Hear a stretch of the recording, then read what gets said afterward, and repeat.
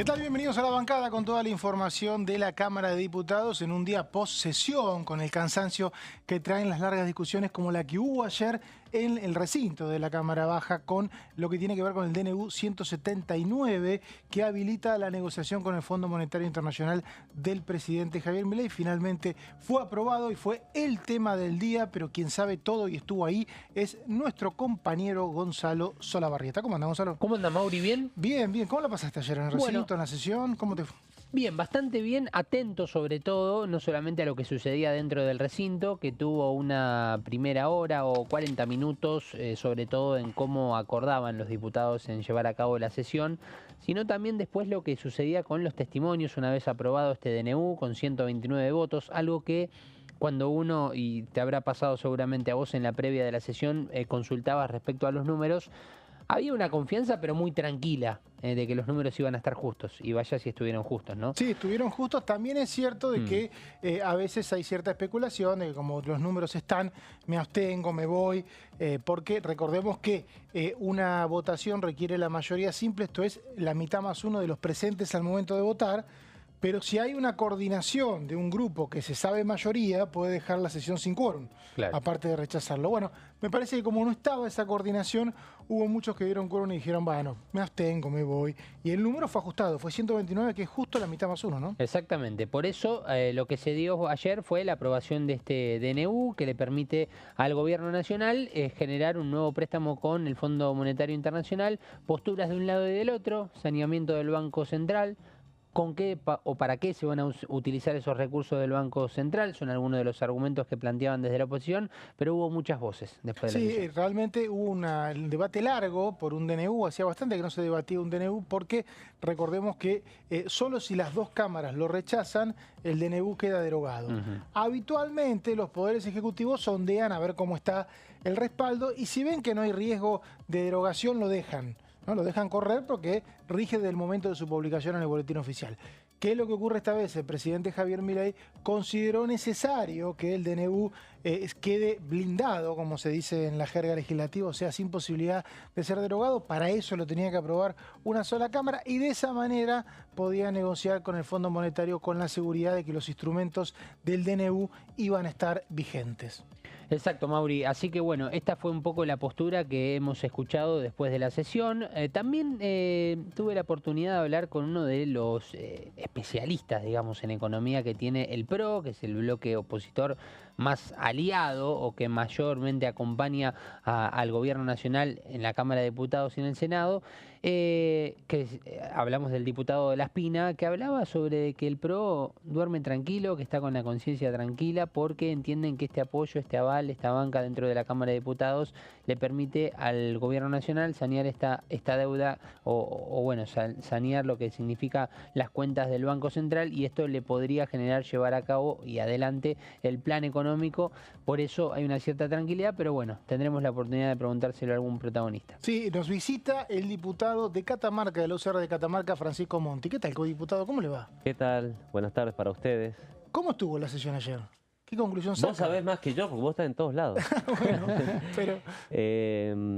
Bueno, a ver, hay que ver desde qué punto de vista, ¿no? Para mí lo más importante es la cuestión de fondo, que es haber de darlo, digamos, blindaje, por decirlo de alguna manera, como bien lo explicaste hace un instante, y seguridad e invulnerabilidad a este decreto que está trascendental para el futuro financiero, para el futuro del balance del Banco Central, para el futuro del riesgo país, que yo creo que puede ayudar esto a que baje, para que la Argentina quede mejor posicionada frente a sus acreedores. Entonces, creo que desde ese punto es trascendental. Desde el punto de vista del ambiente que hay en la Cámara, bueno, hubo momentos, ¿sí? Yo creo que es algo sobre lo que cabe reflexionar, ¿no? Se ve a veces un ambiente demasiado caldeado y creo que tenemos que mejorar el clima de convivencia, ¿no? por ejemplo, usted fue legislador provincial antes de ser diputado nacional. ¿Cree que la convivencia está cada vez peor en todos los ámbitos legislativos o es específico de la Cámara de Diputados? A ver, hay comportamientos en diputados que no se ven en otros ámbitos, ¿no? ¿Por ejemplo? A ver, te doy un ejemplo. ¿Te acordás, bueno, la disputa que hubo días atrás cuando fue la apertura de sesiones ordinarias, que vino el presidente de la Nación Su ex compañero de bloque, Facundo Manes. Bueno, no existe que en una asamblea de esas características un diputado provincial, por ejemplo, me tocó estar en asambleas en Catamarca, le grite al gobernador. No pasaba. No. De hecho, usted fue opositor en Catamarca. Sí, y duro. Y duro. Y no se le ocurría gritar ahí. Pero jamás, porque es un ámbito de respeto, de donde el gobernador expone su programa de gobierno, sus iniciativas legislativas, y después termina eso, y bueno, hablas con los medios, o tenés reuniones, y después en sesiones de la Cámara. Y además tampoco lo veo en otras legislaturas, ¿no?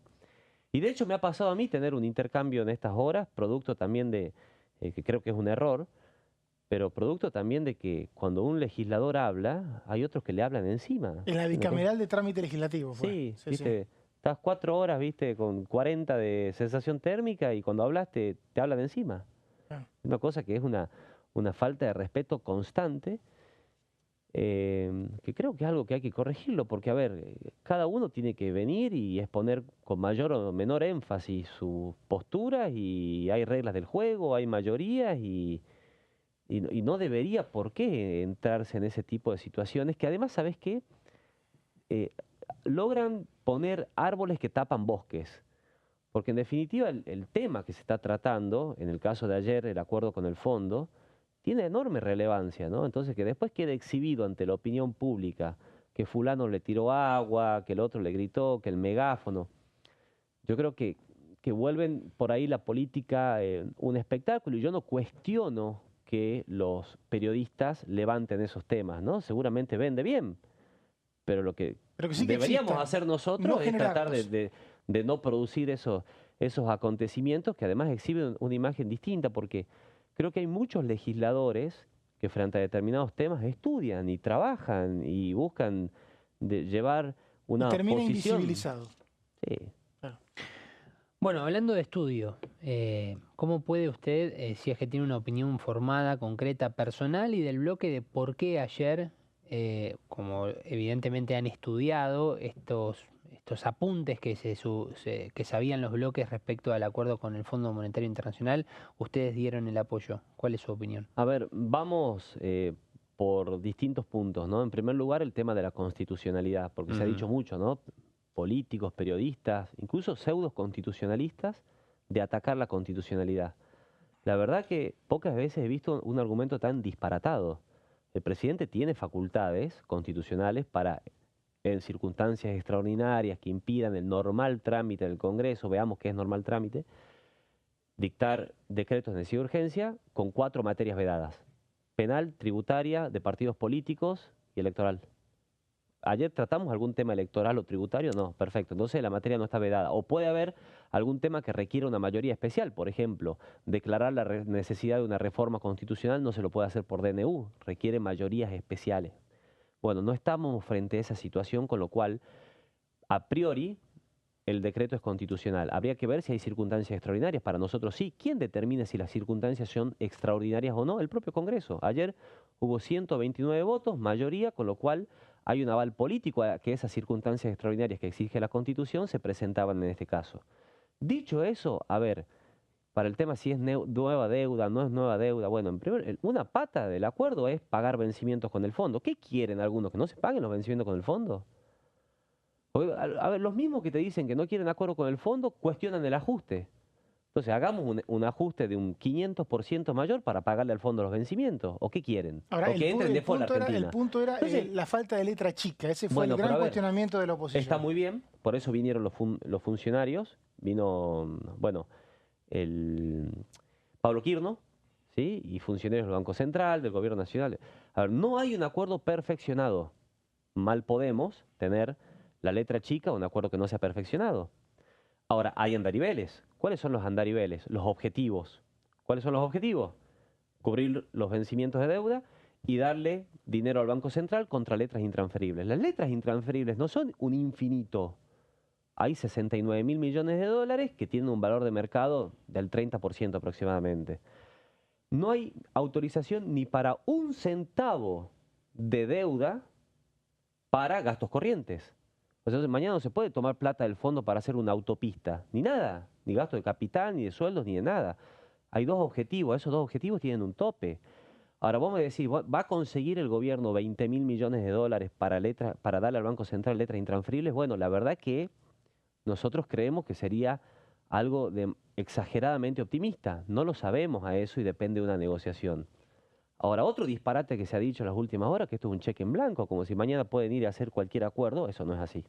Ahora, lo que plantea también en parte de la oposición, o por lo menos lo que se escuchó, es el tema de deuda barata y deuda cara. ¿Qué opinión Sí. tiene al respecto? Bueno, Digo, se hablan de deuda cara, la deuda con el fondo, deuda barata, las letras intransferibles del Banco Central. bueno, si las letras intransferibles del Banco Central, que han sido históricamente un pagadiós, fueran un activo de calidad y con eso tuvieras una deuda barata, fenómeno. Pero sabemos que no es así. Y además acá lo que hay que preguntarse es por qué el Banco Central está calzado con tantas letras intransferibles que tienen malísima liquidez, ¿sí? Y que son un mal reaseguro para la plata que tienen los argentinos en el bolsillo. Y llegamos a esto por todo un historial de modificaciones de la Carta Orgánica del Banco Central, por el decreto de Néstor Kirchner que establecía que los recursos eran de libre disponibilidad cuando excedían el 100% de la base monetaria, por el decreto de Cristina Fernández de Kirchner que crea el Fondo del Desendeudamiento, a través del cual se le pagó a organismos internacionales sacando plata del Banco Central y entregándole letras intransferibles. Las letras intransferibles nosotros aspiramos a que sean cero, ¿sí? No son un buen activo. Entonces, lógicamente, vos tenés un organismo de crédito internacional que tiene una buena tasa, pero que lógicamente contra ese papel va a ser cara. ¿De qué depende el éxito de todo esto? Porque acá el que va a quedar debiendo es el Tesoro. ¿Estamos de acuerdo? No le debe más el Central a el Tesoro, ahora el Tesoro le debe al Fondo Monetario Internacional. Va a depender de la disciplina fiscal y del crecimiento que tenga la Argentina. Y cómo vos hacia adelante puedas acceder a los mercados voluntarios de crédito a una buena tasa para pagar vencimientos y poder ir roleando tu deuda y bajando tu deuda. ¿Cómo logramos eso? A través de un equilibrio fiscal. ¿De cuándo? No de los próximos 6 meses, de los próximos 3 décadas. O sea, la Argentina tiene un desafío en las próximas décadas de tener un comportamiento fiscal razonable para endeudarse a tasas razonables y para que también el sector privado se endeude a tasas razonables. Y yo creo que en este sendero fiscal de este gobierno esas cosas van a andar bien en ese frente. Los gobiernos que vengan en el futuro, los que a todos nos debería preocupar, y yo creo que ese es el gran desafío de la política de Argentina, ¿no? Lograr un consenso en torno a la necesidad de equilibrio fiscal en el país. Diputado, ayer se dio esta sesión y enseguida, una vez finalizada, se dieron 2 comisiones emplazadas que estaban programadas respecto a el caso de la criptomoneda Libra, donde, bueno, por un lado se dio dictamen a la creación de la comisión investigadora y por otro lado varios dictámenes con distintos pedidos de interpelación. Dentro de estos pedidos de interpelación, pedidos de informe verbales, escritos al presidente, a los miembros del Ejecutivo, ¿usted en qué lista A mí me está? parece que lo correcto es que el jefe de gabinete cumpla con la obligación constitucional que tiene, que desde la Constitución del 94 para acá nunca se ha cumplimentado de manera acabada, ¿no? El tema de que venga una vez por mes a alguna de las dos cámaras y brinde un informe detallado, ¿sí? Sin tirar la pelota a la tribuna ni a las gradas sobre este tema, porque el enlace en función de la Constitución, ya que hablábamos de la Constitución hace un rato, entre el Ejecutivo y el Congreso es el jefe de gabinete. Tema comisión investigadora. Yo auguro poco éxito a ese ámbito, por una razón muy concreta. Acá hay una investigación judicial. Al haber una investigación judicial, puede haber personas que se amparen, ¿sí?, en derechos constitucionales, quizás para no hablar en ¿Y no una puede comisión la investigadora. comisión darle información a la justicia? ¿Recabar información que no recabe la justicia? ¿Ha ¿Qué pasado muchas veces? información no podría recabar la justicia que sí recabe la comisión investigadora? Ah, por ahí la presión política, digamos. Sumado a que el poder de fuego en la recolección de información idónea para una causa judicial eventualmente la tiene mucho más la justicia que el ámbito político. Yo he formado parte y formo parte de la Comisión de Juicio Político y la verdad que la experiencia que hemos tenido ahí desde el punto de vista de construir, ¿cierto?, una serie de hechos cuando eso estuvo manejado por el kirchnerismo, que ahora me parece que está muy embanderado en esta cuestión, la verdad que no ha sido exitosa. Bueno, ¿no? hubo dictámenes de acusación a los jueces de la Corte. Sí, ridículos, con argumentos que la verdad que solamente se le ocurre a alguien que quiera atentar contra otro poder. Después a las 19 horas hubo otro intento de sesión por la cuestión previsional. Se buscaba aprobar o por lo menos emplazar a comisiones para tratar proyectos que proponen prorrogar la moratoria previsional que vence el 23 de marzo, si mal no recuerdo. ¿Usted no fue? No. ¿Qué opina? Nosotros, mira, yo quisiera que la jubilación mínima en la Argentina sea de 1 millón de pesos. Es una realidad que habrá que construirla para la Argentina hacia adelante, bajando la informalidad laboral y con el crecimiento de los salarios reales, que son en definitiva los que alimentan a la seguridad social. De otra manera, es una fantasía monetaria que solamente me parece que puede ser impulsada a sabiendas de mala fe de que no hay recursos para eso. Se lo impulsa para generar, me parece, algún clima de zozobra política, ¿no? A ver, estamos 2 horas antes discutiendo y los mismos que te dicen que no hay que ir al fondo, ¿sí? Porque supuestamente para ellos sobrará la plata para pagar al fondo, también sobra la plata para pagar jubilaciones. Yo digo, a mí me parece insultante lo que se pagan en jubilaciones en la Argentina.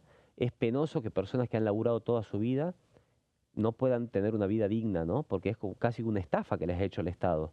Ahora, lo cierto y concreto es que tenemos un sistema que está quebrado, un sistema que tiene que ser repensado. Yo tengo mi mirada, lamentablemente todavía en la Argentina, todavía en el Congreso, no se ha dado una discusión seria, serena, científica respecto de cómo construir un sistema previsional que sea justo, un sistema previsional que tenga correspondencia, un sistema previsional que no haga saltar la banca cada tanto en la Argentina, ¿no? Sabemos todo que no es Ahora, ¿qué sostenible se ese hace tema. con la moratoria? Vence el 23. ¿Usted la dejaría caer? Bueno, si usted me dice que la moratoria se puede pagar, Pero ¿hay si la un plan moratoria B? se puede pagar... ¿Hay un plan B? No sé. Bueno, nosotros en la... Digo porque hay muchos proyectos presentados. En el trámite de la ley base, nuestra postura fue esa, ¿no? O sea, la postura es buscar una solución intermedia que no sea ni la PUAM, ¿sí? Ni tampoco... Recuérdela porque hay proyectos presentados. Porque, a ver, concretamente, porque es una cuestión más de idea, más de idea y de mirada. Yo creo que hay personas que no han llegado a hacer la totalidad de los aportes para ingresar en el sistema previsional común y ordinario, ¿sí? Pero que han hecho aportes que merecen un tratamiento que si querés que sea como intermedio. O sea, entre el que aportó 0 y entre el que aportó el total, hay situaciones grises que deben tener un tratamiento especial que hasta ahora no se le ha dado en la Argentina, ¿sí? Nosotros entendemos que derivado de moratorias hay muchas personas en la Argentina que han tenido un ingreso, pero que lamentablemente, a ver, no lamentablemente, te lo voy a decir al revés. Afortunadamente en la Argentina hoy hay una mayoría que entiende que hay que tomar decisiones responsables, ¿sí? Decisiones responsables, decisiones sustentables, y que si fuera posible darlas de la noche a la mañana, lo haríamos. Lamentablemente va a ser mucho más complejo. O sea, esta prestación proporcional sería en caso de que supere la PUAN. Es la PUAN como piso. Nosotros creíamos y creemos que una prestación proporcional se puede trabajar en la Argentina. Vos me preguntás a mí qué pienso del sistema previsional. Yo lo veo muy rígido al sistema, ¿no? A veces decir, bueno, la jubilación mínima tiene que ser a los 60, a los 65 para las mujeres, para los varones. Me parece que debería haber mayor flexibilidad para que una persona pueda trabajar más, ¿sí? Para que voluntariamente vos puedas trabajar más en tu vida, hacer más aportes y tener una prestación superior, y que eso también dependa de la voluntad de las personas, de cuál régimen tener, de acuerdo a cuáles son los aportes que haces y cuál es tu vocación. Diputado, la semana próxima posiblemente haya una comisión para finalmente dictaminar sobre la edad de imputabilidad. ¿Cuál es su opinión en el tema? Nosotros creemos que hay que bajar la edad de imputabilidad, pero debo decirte al mismo tiempo, y no es porque uno tenga, qué sé yo, apreciaciones tibias, la tibieza no es lo que a mí me caracteriza justamente, pero la ejecución de la pena en la Argentina es el verdadero problema. Vos poner una edad de imputabilidad, si querés, en los 14, en los 13, en los 12, pero un régimen de ejecución penal que a las personas que son condenadas a esa edad puedan acceder, digamos, a un ámbito en donde se conecten con la educación, donde se conecten con la resocialización, que los saque de las adicciones y de los vicios. Yo creo que eso es la discusión central, y que eso requiere mucha infraestructura, mucha capacitación, mucho personal, mucho dinero invertido por parte, sobre todo de las provincias, que lamentablemente no lo tenemos. Si vos vieras cuál es el establecimiento donde se alojan a los menores en mi provincia, la verdad que te dan ganas de llorar. Es absolutamente imposible que en ese ámbito. Hubo un debate en una comisión de presupuesto, pero ¿no? yo no quiero tampoco que, terminar, del huevo a la gallina. Yo creo que para que una persona sea pasible de una imputación penal, debe bajar, pero que al mismo tiempo tenemos que afrontar los otros desafíos. Ahora, esto, Mauri, perdón, requiere de un control, ¿no? Obviamente. Recién hablábamos, volviendo al tema de las jubilaciones, ¿no? Sobre todo de lo que estamos hablando de los aportes jubilatorios. ¿Ustedes tienen pensado algún mecanismo para que las industrias, para que las empresas no evadan esos impuestos, los aportes jubilatorios de los empleados? Para mí eso es un problema básicamente de incentivos, ¿sí? Nosotros no creemos que los empresarios sean malvados. De hecho, muchas veces, derivados de juicios laborales y de la famosa industria del juicio, el almacén de la esquina, el kiosco, el restaurante terminan quebrados, ¿no? Entonces nosotros lo que entendemos es que tenemos que ir a un sistema laboral que sea mucho más flexible, que sea mucho más moderno, que sea mucho más maleable. El mundo en el cual una persona entra a trabajar a los 25 años en una fábrica y se va a los 70 ya no existe, ¿sí? Entonces creemos que tenemos que generar mejores incentivos para que el empleador y para que el trabajador tengan relaciones laborales formales. Yo he tenido la oportunidad, cuando era muy jovencito, de experimentarlo como trabajador. A eso, trabajando en Oceanía, donde vos entrás a trabajar en un lugar, era un trámite de 1 minuto, ¿no es cierto? La formalidad, ¿viste? Y así como entrabas, salías y conseguías otro trabajo, ¿no? Entonces yo creo que ese tiene que ser el norte para que los emprendedores estén tranquilos, para que los trabajadores estén tranquilos y para que el trabajo que nosotros denominamos muchas veces en negro sea, digamos, algo mucho más marginal. Diputado, gracias por estar acá en la bancada. Muchas gracias. Nosotros vamos a una pausa, enseguida volvemos con más.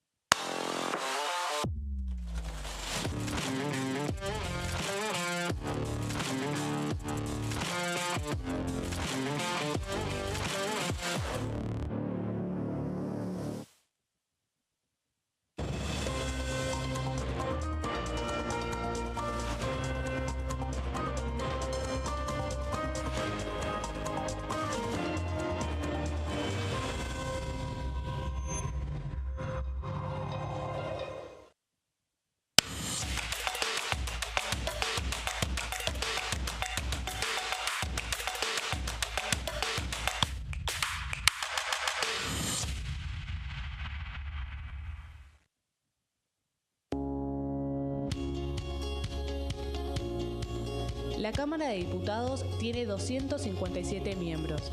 Los diputados debaten y sancionan leyes que rigen en todo el territorio nacional. Algunas de las más importantes son el presupuesto de gastos generales del Estado, el Código Civil, el Código Penal, la forma en que se rige el trabajo, las jubilaciones, entre tantas otras. Además, controla y hace un seguimiento de las políticas del Poder Ejecutivo a través de la visita de diferentes funcionarios o el pedido de informes, así como la posibilidad de realizar juicios políticos a los funcionarios. La duración de los mandatos de los diputados es de 4 años y pueden ser reelegidos indefinidamente. Desde el momento en que asumen y hasta el final de su mandato, no pueden ser acusados, interrogados judicialmente, ni molestados por las opiniones o discursos que imitan desempeñando su mandato. Son requisitos para ser diputado tener al menos 25 años, 4 años de ciudadanía argentina y haber nacido en la provincia por la que se postula o haber residido en ella los 2 años precedentes. Se agrupan en bloques que expresan partidos políticos o afinidad ideológica. Existen también los monobloques integrados por un solo diputado. ¿Cómo prevenir dengue, zika y chikungunya? Para prevenir estas enfermedades, evita que el mosquito te pique y no lo críes en tu casa. El mosquito que transmite dengue, zika y chikungunya se cría en recipientes que juntan agua en los hogares. Da vuelta o tapa los objetos que puedan acumular agua o eliminalos si no los usás. Limpia y cepilla frecuentemente desagües y libera canaletas de hojas y o tierra. Evita tener plantas en floreros o frascos con agua. Limpia y rellena con arena los portamacetas.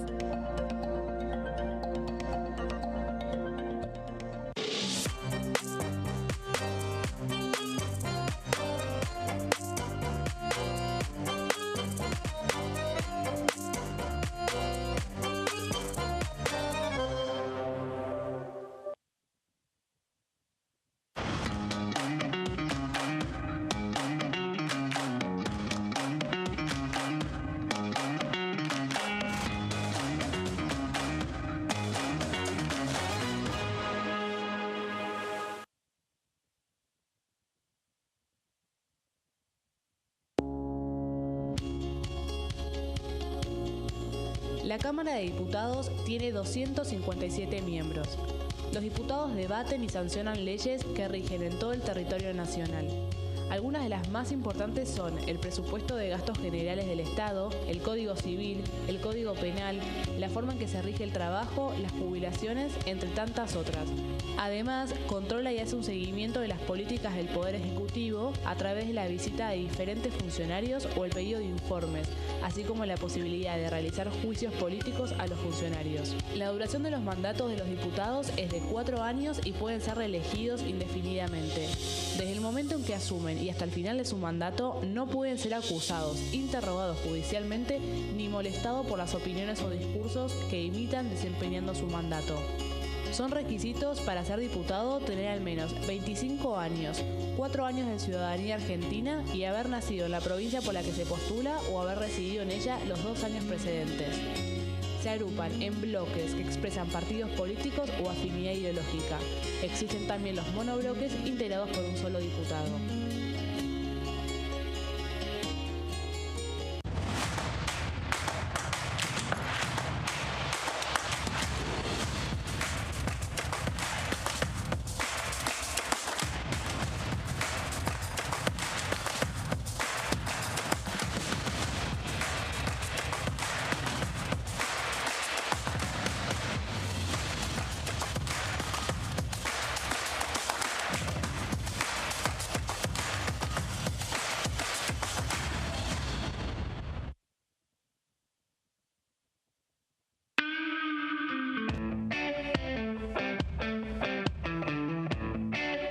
Porque le sacabas tiempo con el sindicato, después de ministra y después de diputada, ¿no te decía quédate en casa? No. ¿Tuviste algún vínculo con la música, la natural de los salteños en el secundario o no, o algo más?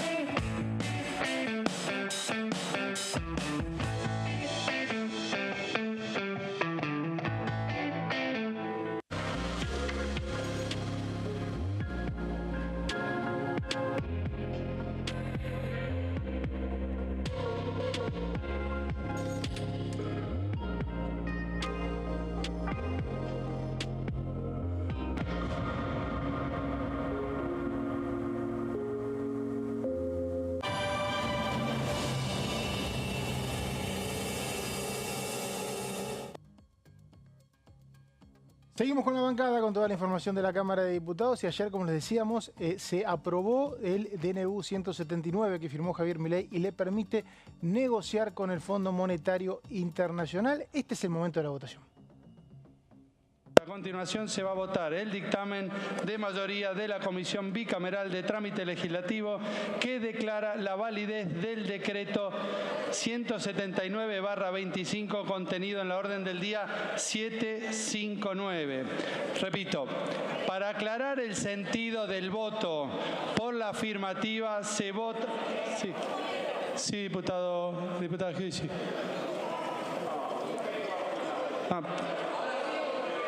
Bueno, pensé que quería hablar, diputado. No sé, perdón.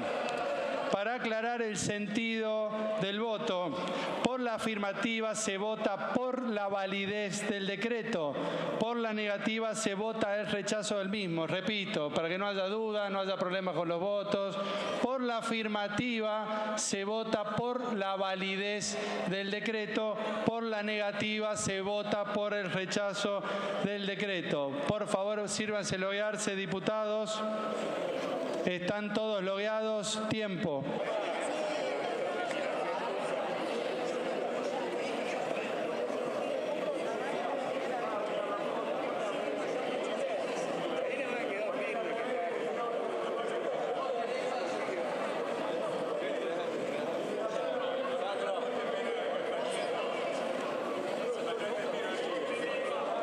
Ha finalizado el tiempo. Diputado Agos Carreño, ¿el sentido de su voto? Abstención. Abstención, Agos Carreño. Diputada Lourdes Arrieta. Abstención. Abstención. Diputado Leiva. Presidente. Por favor, diputado. No, esto es muy serio porque tiene que ver con el sentido de mi voto. No, muy serio. Yo quiero saber, presidente, de cuánto es el crédito que estamos aprobando. Bueno, diputado, ya pasó el tiempo. Dígame el sentido de su voto. Pero es importante saber. Se atrasa y tienen que ir a firmar, está bien, presidente, está bien. ¿Y sigo con otro diputado mientras? No. Bueno, el sentido de su voto, diputado. El sentido de mi voto tiene que ver con que yo soy parte, no me considero parte de los argentinos bien nacidos, no me considero parte de los diputado, argentinos bien. Favor. Me considero parte de los argentinos bien nacidos. Por lo tanto, mi voto es en contra de los argentinos mal nacidos que nos roban, que nos estafan, diputado que nos Nicolás apalean. Mazzotti, Por eso mi voto es negativo, presidente. Nicolás Mazzotti, el sentido de su voto. Abstención. Abstención, Nicolás Mazzotti. Diputado Emilio Monzó. Abstención. Abstención. Diputado Florencio Randazzo. Abstención. Abstención. Diputado Martín Tetaz. Abstención. Diputado Eduardo Tonioli.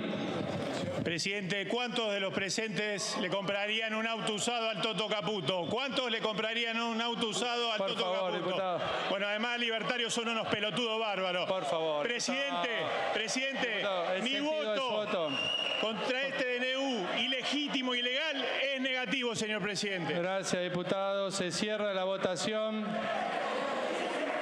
129 votos afirmativos, 108 negativos, 6 abstenciones.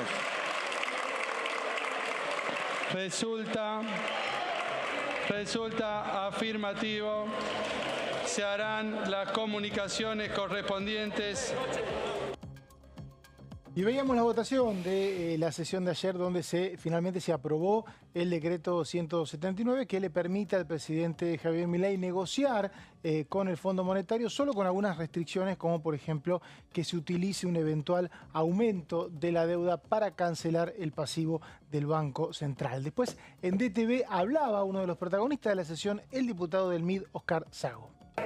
Para nosotros que hoy teníamos la sesión pedida especial y poder el desafío de haber sacado el dictamen por mayoría, tuvimos 2 dictámenes más por minoría.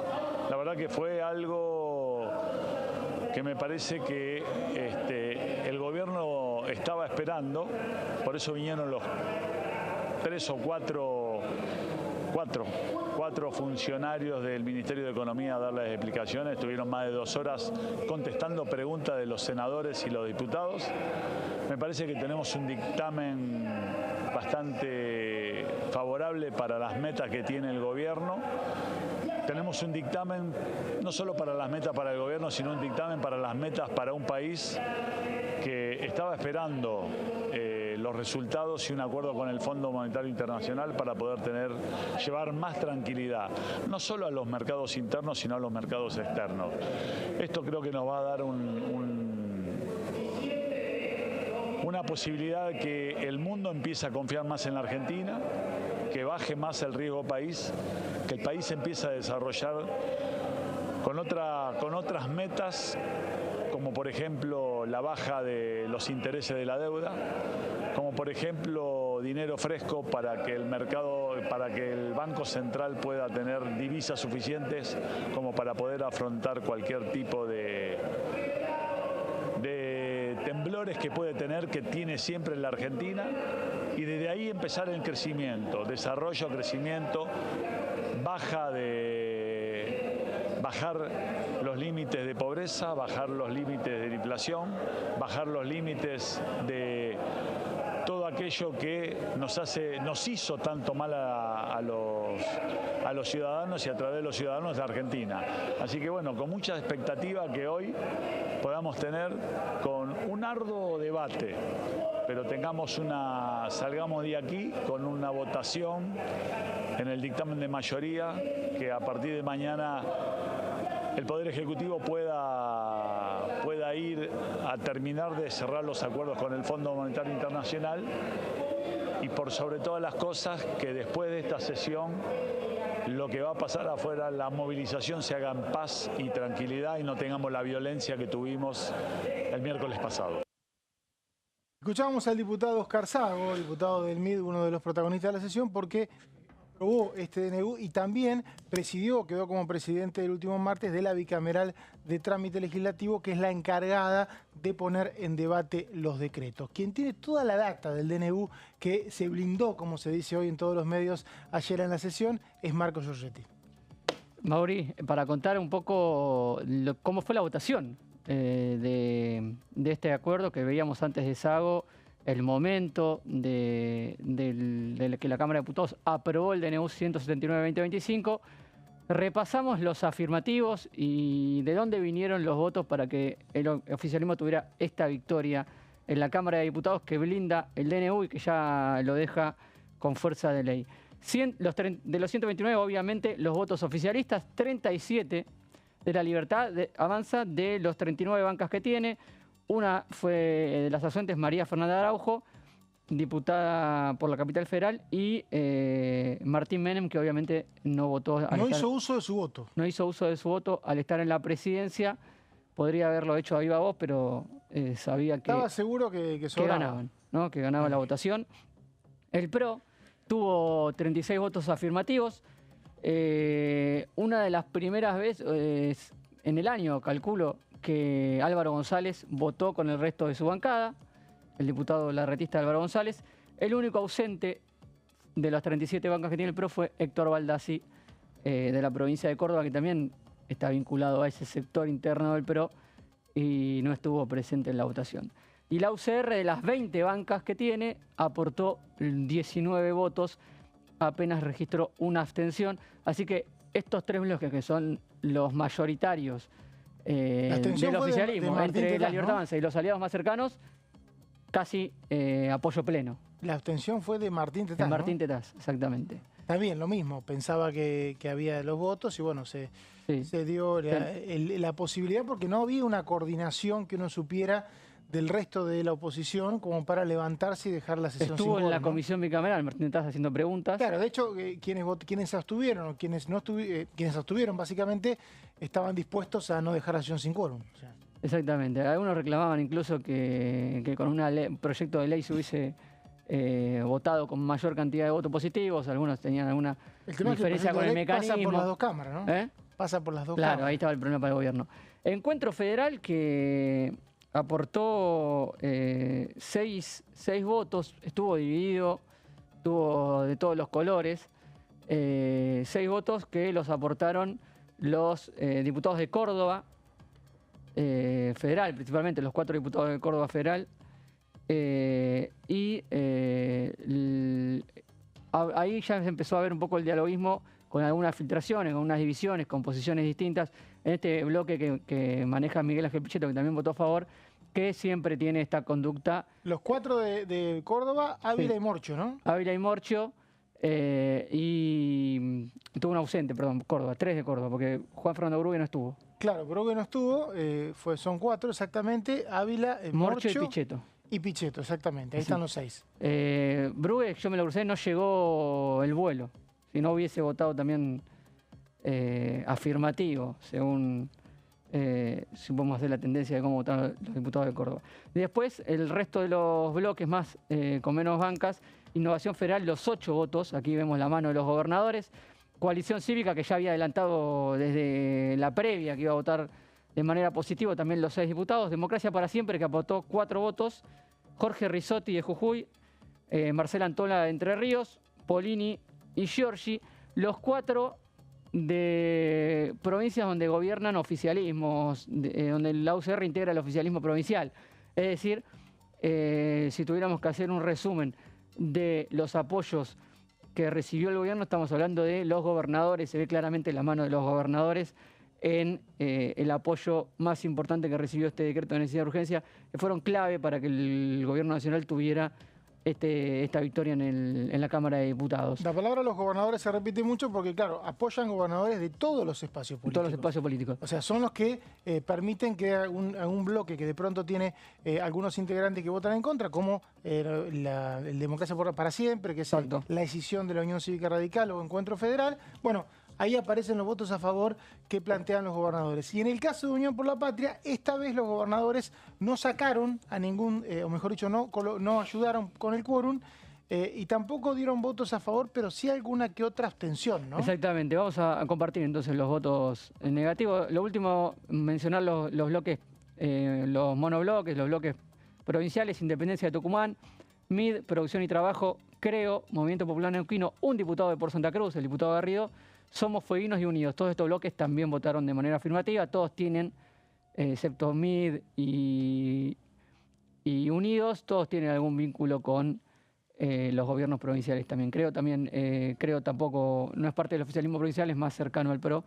El resto negativos. Todos negativos. Vamos a lo que decías recién. UP 91 votos. Sobre 98. Sobre 98. Hubo 7 ausencias, un par justificadas. Había algunos que estaban de viaje. Los que mayor vínculo político podríamos rastrear en por qué no estuvieron para dar su voto negativo son los diputados de Catamarca. Como decías vos, las 4 ausencias al mismo tiempo prácticamente no estuvieron nunca en sus bancas en toda la sesión. Se escondieron y tampoco tomaron la palabra ni sentaron posición. Directamente la decisión política tampoco fue no estar en la sesión que siguió. Tampoco ayudaron con el quórum en la sesión convocada para las 19 horas. La decisión política, sí estuvieron para firmar dictámenes en las comisiones, es decir, estaban en el Congreso, fueron a firmar dictámenes por las comisiones, por el tema Libra, porque lo necesitaban ratificar los dictámenes que se habían firmado el día anterior y que habían quedado en una discusión reglamentaria con las autoridades de la comisión. Aparecieron, estuvo Silvana Ginocchio, estuvo también otro de los diputados de Catamarca firmando dictamen y se fueron, no estuvieron en ninguna de las 2 sesiones para dar quórum. Y al mismo tiempo, desde Catamarca, impulsaban la creación de un nuevo bloque en el Senado, dentro de Unión por la Patria, pero partiendo los 2 bloques. Catamarca y La Rioja. Catamarca, La Rioja y Jujuy. Y Jujuy, claro, pero Jujuy no gobierna. No gobierna, exactamente. Catamarca y La Rioja... No gobierna el peronismo, ¿no? No, claro. Pero tiene una división interna también el peronismo en Jujuy, aún siendo oposición. Sí, claro, pero y en el caso se expresa, de Catamarca, se expresa también en el es Senado. Un gobernador y está el diálogo del gobernador con el presidente. En realidad está el diálogo fuerte en Catamarca, no tanto en La Rioja. Sí. Pero aún así conciliaron intereses en el Senado y armaron un bloque que desafía a Cristina Fernández de Kirchner porque lo que le plantea es la posibilidad de que no sea una coordinación plena la que ella ejerce a través de sus laderos en esa bancada, ¿no? Los otros ausentes de Unión por la Patria son Campitelli de Santiago del Estero, que tiene una situación personal, al igual que Blanca Osuna y Juan Manuel Pedrini, los 3 se ausentaron por motivos personales, hubiesen estado por el voto negativo, no así los diputados de Catamarca que ejercieron su derecho de expresarse con el quórum y no estar en sus bancas al momento en la sesión y también en el momento clave de la votación. No dio quórum Catamarca. No dieron quórum. Dijeron, no le damos quórum al gobierno, pero tampoco le votamos negativo con el bloque Unión por la Patria. Hablaban de una fuerte presión, ¿no?, de autoridades del Partido Justicialista a los gobernadores para que de esa manera pudieran ellos mismos no ir a la sesión, o sea, que no plantearan esta posibilidad que se viene dando de ayudas con el quórum de parte, sobre todo, de Raúl Jalil de Catamarca y de Gerardo Zamora de Santiago del Estero. Después, como decíamos, a las 19 horas, Jalil ayudó porque dejó varias bancas vacías, en una particularidad que tuvo esa sesión porque hubo 124 presentes, faltaban 5, la sesión fue convocada por Unión por la Patria y los ausentes de Unión por la Patria fueron más de 5. Claro. Fueron 8 o 9. Claro. ¿Qué ocurre? Se dice, bueno, muchos vinieron porque sabían que no había quórum. Bueno, pero se supone que el que convoca tiene la presencia plena. Bueno, ya sabíamos que había 3 que estaban de viaje y no iban a poder estar porque no llegaban. Claro. O de viaje o con motivos personales que no iban a estar. Porque no le podés acusar al otro de cómplice si vos tenés los ausencia, 4 de ¿no? Catamarca hubiesen expuesto que hubiese quedado a una sola banca del quórum. La sesión pedida por Unión por la Patria, sí, ya el tema interno en Unión por la Patria y en el peronismo ya es una constante, esto de no saber qué van a hacer algunos espacios internos vinculados con algunos gobernadores. Exactamente. Son todos una incógnita. Hasta último momento no saben ni los propios diputados que van a... si cuentan con algunas provincias. Martín, ¿cómo viste la sesión? No, a ver, una sesión me parece que el número ya lo tenían más o menos masticado, relativamente contabilizado desde el oficialismo. Me parece que fue muy sugestivo, muy importante también la presencia de funcionarios nacionales. Estaba buena parte parte del gabinete de Luis Caputo. En la bicameral decís. Exactamente. Y sobre todo, bueno, a la espera del día después, ¿no? Que hoy lo que estamos viendo es un rebote en los bonos argentinos en el exterior. Estamos viendo una baja del dólar blue. Estamos viendo una reacción favorable del mercado, que es un poco lo que estaba esperando el gobierno después de la aprobación de esto. Es interesante lo que dice Martín, porque ¿qué ocurre? Pasado 10 días de la publicación de un decreto, este decreto puede ser validado en un recinto sin necesidad que haya dictamen. Claro. El gobierno se sometió a una muy dura reunión de la Comisión Bicameral de Trámite Legislativo el martes por no esperar una semana. Y es algo inédito, porque lo que hace un gobierno habitualmente es esperar una semana y sobre todo cuando sabés que no te lo van a rechazar el decreto en una semana. Exacto. Y uno le preguntaba, ¿por qué no esperaron una semana? Bueno, te dicen, vas a ver después de que blindemos este DNU, ¿por qué no esperamos? Bueno, la importancia. En parte fíjate, perdón, desde que sale el DNU, el 11, ¿no? El 11 de marzo en adelante, ahí hubo turbulencias en los mercados. El gobierno te explicaba, bueno, en realidad es por el tema de la guerra comercial Estados Unidos-China, las decisiones comerciales de Donald Trump de aumentar aranceles, bla, bla, bla, pero en realidad había una instabilidad en los mercados fruto de esta indecisión del Parlamento de no definir qué hacer con el decreto.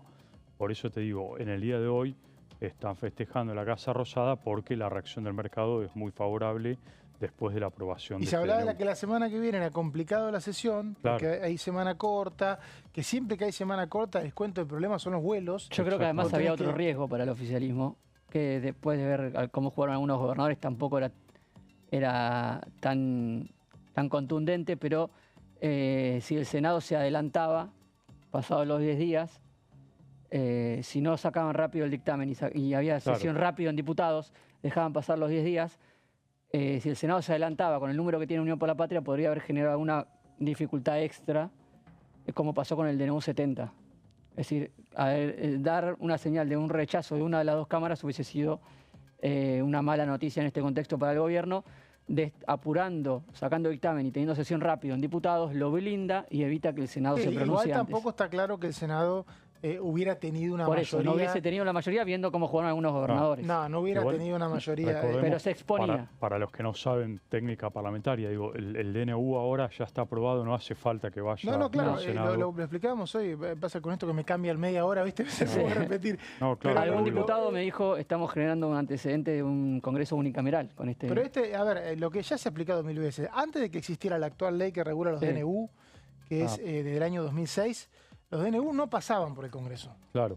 Esta ley lo que dice es el Congreso puede anularlo con las dos cámaras, si no el DNU queda vigente. Y ahí está la doble lectura. Por un lado el que te dice, bueno, pero como está esta ley, se puede gobernar por decreto con una cámara. Bueno, antes se podía gobernar por decreto sin ninguna cámara. Bueno, ahora, es lo que dijo el otro día el Martín, diputado Alessandro que estuvo aquí. Claro, un dato importante. Se puede derogar los decretos, que hasta el año 2006 no se podía. Claro. Ahora, si vos no tenés una mayoría como oposición en las dos cámaras para derogar un decreto, tampoco es que ese decreto está inválido, ¿no? Pero por contraparte, digo, si tenés mayoría en una cámara, en una sola cámara, tenés posibilidades de por decreto gobernar con una sola cámara. Con cierta... Menos 4 temas que están vedados. Legislativo, claro. Menos 4 temas que están vedados, que son partidos políticos, temas electorales, los temas tributarios y los temas penales. Hoy el tema de DNU quedó... los únicos que estaban defendiendo esta ley era el kirchnerismo, la ley actual, como rige los DNU, y ya presentaron alternativas. Intentaron cambiarla el año pasado, es decir, ya no queda nadie defendiéndola. la Libertad Avanza lo que dice es injusto que nosotros, con la debilidad parlamentaria que tenemos, producto de ser una fuerza nueva, la cambien justo ahora. Claro, el tema es que en ese debate que quedó inconcluso, el punto son las dilaciones. Porque, a ver, si hay una mayoría en contra, las dos cámaras se reúnen y te voltea el decreto y el decreto, y ya ni firmás decreto. De hecho, si bien dicen hay un antecedente de que nunca el Congreso volteó un decreto, a Macri le pasaba mucho que firmaba un decreto, veía que había una mayoría en las dos cámaras y lo derogaba al toque. Sí, claro. Entonces, si hay una mayoría en las dos cámaras, ahora, ¿qué pasa si esto que ya vemos tan común ahora, que hay una mayoría que no quiere voltear un decreto y tampoco quiere aprobarlo? O sea, tampoco quiere quedar con el bloque que no propone... quiere pronunciarse. No quiere quedar al lado de los que quieren rechazar. Puede que en pasar realidad... lo que pasó ayer. Claro. Digamos, que una exacto. cámara te avale el decreto y ya con eso quede vigente. Pero digo, en caso de cambiar y que sean las dos cámaras, ¿qué pasa si la oposición de turno, o los que dan un plazo, que dicen, bueno, si en 60 días el Congreso no lo avala, está bien, es una posibilidad, pero puede ser que haya alguna mayoría que diga, no, yo prefiero no pronunciarme ni a favor ni en contra. O sea, lo importante es que es cierto lo de la unicameral, creo que eso es un reclamo válido que vienen haciendo cada oposición de turno, pero nunca hay que olvidarse que una mayoría del Congreso puede hacer muchas cosas. Sí, claro. Y cuando no se juntan, por algo será, ¿no? Sí. ¿Cómo ven la semana que viene? Entonces nada, ¿no? Hay algunas reuniones de comisión ya en agenda. A ver, contame. Pero son Digo nada porque informativas, hay una versión confusionarias. de que va a haber unos viajes, varios diputados de viajes. Sí, de hecho, lo que tenemos en el Senado, por ejemplo, para dar testimonio de algo que estaba pensado para esta semana, que es una sesión por los pliegos del Lijo y García Mansilla, teniendo la semana próxima para poner la sesión. Se pasó para el 3. Se pasó para el 3 pensando que iba a ser muy dificultoso 3 de abril. la semana próxima, al ser corta, conseguir quórum y senadores en la ciudad. Hay algunas reuniones de comisión, varios grupos parlamentarios de amistad. En cuanto a las comisiones para tratar proyectos, obras públicas, invitados, el secretario de Obras Públicas de Nación, Luis Enrique Giovine. Es una comisión informativa esa, ¿no? Sí, el director nacional de Vialidad, importante, está todo el tema de la reconstrucción de las rutas nacionales en Bahía Blanca, toda esta cuestión de cómo se encaran algunas obras públicas en esa zona de emergencia también. Ha sido parte de la discusión en las últimas semanas. Y el miércoles 26, una comisión que suele hacer reuniones informativas. La de minería. La comisión de minería con invitados de funcionarios de las provincias mineras. Catamarca, Jujuy, La Rioja, Mendoza, Salta, San Juan y Santa Cruz. Mucha comisión informativa entonces. Sí. Y el Senado, me decía, deja todo para la semana El del Senado 3. patea lo más importante, que era la sesión. Que es la sesión que estaba pedida para este jueves, para hoy. Lo pasó al 3 de abril. 2 semanas de gracia, decían en el oficialismo, conseguimos, para sostener y seguir negociando la posibilidad de que terminen siendo jueces de la Corte García Mansilla y Lijo. Bueno, mientras la tanto, oposición García pide esa Mansilla sesión es- para rechazarlos. Digo, mientras tanto García Mansilla está... ¿Te parece, fuera de la Martín, Corte. que puede llegar a tener un resultado Bueno, esta hay- votación en el Senado? ¿O bueno, está en a contra de...? Primero, ¿va a haber quórum? Es una buena pregunta. Ahora, ¿hay intenciones del kirchnerismo y un sector importante del peronismo de rechazar ambos pliegos, ¿no? Sí, hay que ver qué hacen estos 4 senadores que se fueron de Unión por la Patria, pues son clave. Recordemos, con 25 votos ya... Pero necesitas 37 para tocar la campanita. Sí, bueno, claro. Si no Sí, tocas por la supuesto. campanita, con Tenían 37, asegurado el número, siendo los 34 más los 4 radicales y... Quizás creían que tenían asegurado el número. Claro, hay que ver cómo funcionaban estos senadores entrando dentro del bloque. Lo cierto es que García Mansilla ya está en funciones. En la Corte ha participado de algunos fallos ya, con lo cual sienta jurisprudencia. Hay algún sector de la biblioteca que dice, bueno, habiéndose aprobado o tomado juramento por parte de la Corte y habiendo emitido algún fallo, puede pelearla en términos judiciales, ¿no? Claro. Hay que ver Quedarse esto. hasta el 30 de noviembre, que es claro. el comisión como lo... ¿Qué les parece si nos vamos? Martín, Encantado gracias. Marcos, de que volvemos continúes. mañana a las 13 horas con la bancada.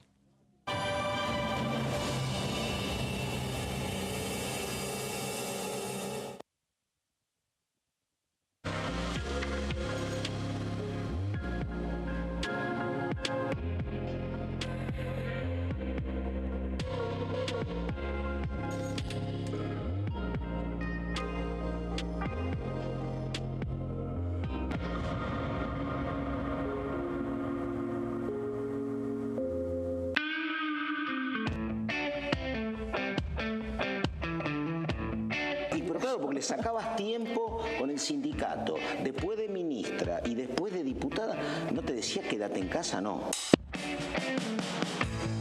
¿Tuviste algún vínculo con la música, la natural de los salteños en el secundario o no, o algo más?